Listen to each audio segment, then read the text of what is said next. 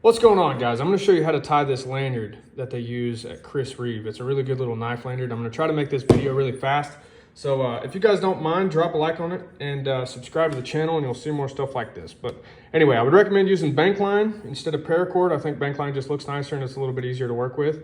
So I guess I'd call that the tag end goes through. You don't need to leave that very long, but the working end you need to leave a little bit longer than you think. So right here, you make a little loop, just like that, and that only needs to be about the width of a thumb, roughly.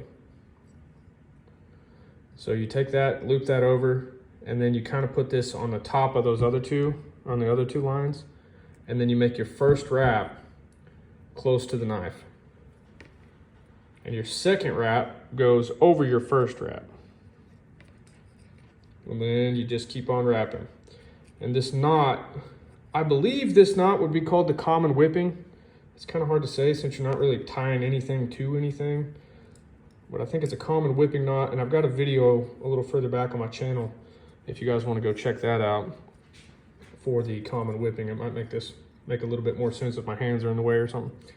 Anyway, you get down, keep going with your wraps, and you get down to the end, and you take your line and poke it through that eye, just like that. And now that's a little loose, so if I wasn't doing a video, I would have probably gone maybe one or two more wraps. But since I'm doing a video, I want it to be quick, and it can get a little finicky down there. So anyway, so get all your slack out. Now you got a bunch of slack right here. So now you grab that initial, what I was calling the tag end, and you pull that down tight. And then you can pull all your slack out. If you have any slack down here, which I really don't on this one, you can twist, twist, twist, and then end up pulling the slack out at the end. So just work it all the way down and then pull your slack out at the end. But just kind of work it back and forth until everything's nice and tight.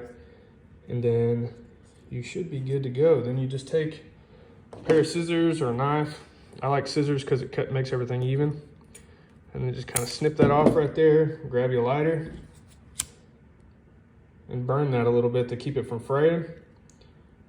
And if your hands aren't real tough, you can use just a pair of pliers after you burn it. You can kind of pinch that down with pliers and that'll work just fine.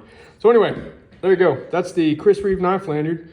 And I think it looks really good. Really like the way that turns out every time. And anyway, like I said, if you guys made it to the end and you don't mind, drop a like, subscribe. Appreciate it.